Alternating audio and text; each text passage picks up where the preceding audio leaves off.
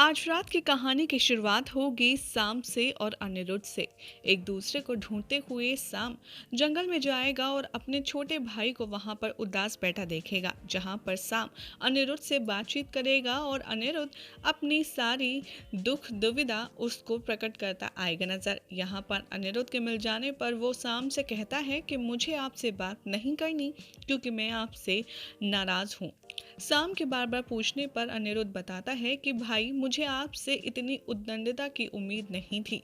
कुछ देर में दोनों बातें करते हैं और साम वैसे भी मेरे जीवन का लक्ष्य किसी को गिराना नहीं बल्कि सबसे ऊपर उठना है और उसमें तुम्हें मेरी मदद करनी होगी। ये कहकर अनिरुद्ध के साथ साम काफी अच्छा वक्त बिताता है और एक दूसरे के साथ हंसी ठिठोली करते हैं और साम अनिरुद्ध का मूड ठीक करके वापस ले आता है। दूसरी तरफ आप देखेंगे कि साम रास्ते में अनिरुद्ध को ये पूछता आएगा नजर कि दरअसल मुझे तुम्हारी मदद की आवश्यकता है और मैं तुम्हारे लिए एक ऐसा कुछ करना चाहता हूँ जिससे हम सब के चेहरे पर मुस्कान आ जाए। थोड़ी देर बाद अनिरुद्ध साम से कहता है कि अच्युता जी को हम बाकी के शिक्षकों के समान यहाँ से भगा नहीं पाएंगे। तो साम कहता है कि साम के सामने किसी का भी टिक पाना बहुत ही ज़्यादा मुश्किल है।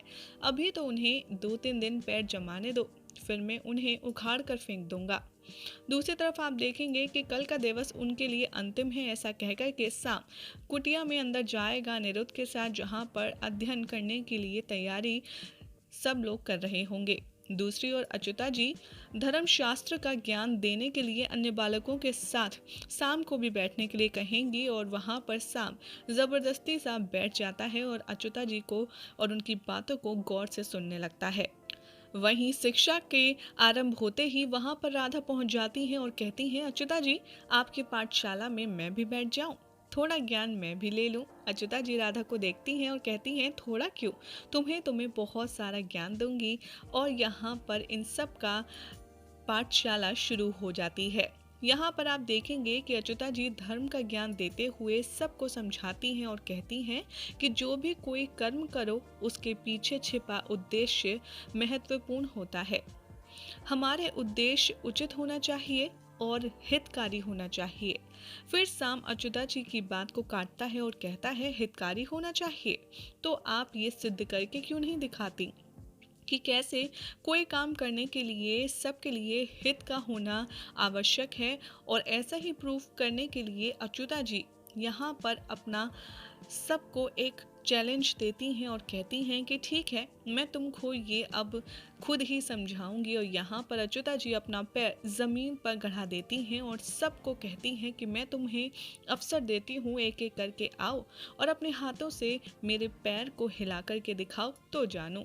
यहाँ पर संभ अच्युता जी की इस बात को देख करके काफ़ी ज़्यादा उनका मजाक उड़ाता है और कहता है, ये क्या कर रही हैं आप, ये तो हमारे अनिरुद्ध भी कर सकता है और ये तो कोई भी बच्चा कर सकता है।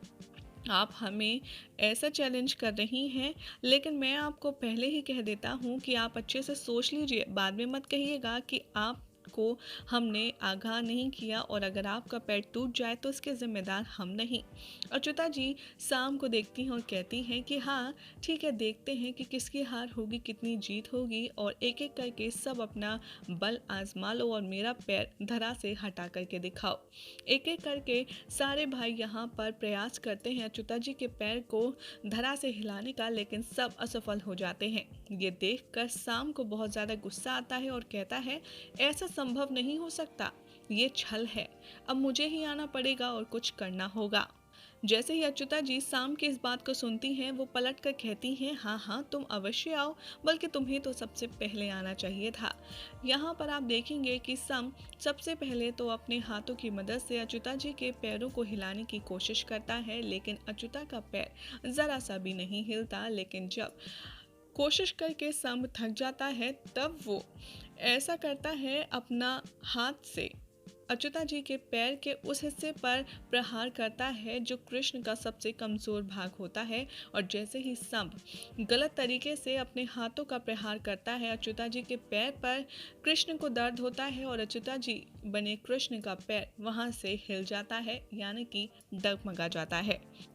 ये सब कुछ देखकर राधा बहुत ज़्यादा परेशान हो जाती हैं कि आखिर एक बेटा अपने पिता के साथ ऐसा कैसे कर सकता है और दूसरी ओर कृष्ण को कष्ट कैसे पहुंच सकता है। कृष्ण तो बलवान है, आखिर वो एक बालक के प्रहार करने से इतना ज़्यादा कष्टमय कैसे हो सकते हैं। लेकिन अच्युता जी सांब को कहती हैं कि ये गलत है, तुम्हारा उद्देश्य अनुचित है। तुम्हारे पैर को हाथ से हिलाने के लिए कहा गया था, लेकिन तुमने पैर के उस भाग पर प्रहार किया जो सबसे कमजोर था। ये पूर्ण रूप से अनुचित था।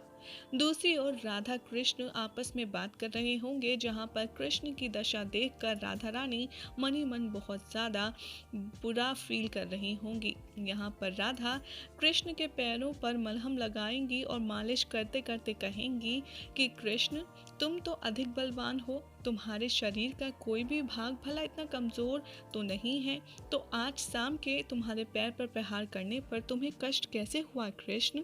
कृष्ण यहाँ पर राधा रानी को समझाते हैं कि आखिर उनके पैर में जब प्रहार किया गया शाम के द्वारा तो उन्हें कष्ट क्यों हुआ। और इसी के बाद यहाँ पर आज के एपिसोड की अंत हो जाएगा। अब क्या होगा अगले एपिसोड में, जो होने वाला है बहुत ही ज़्यादा एंटरटेनिंग, बहुत ही इंटरेस्टिंग, जिसकी अपडेट हम आपको देंगे अपनी अगली रिपोर्ट में।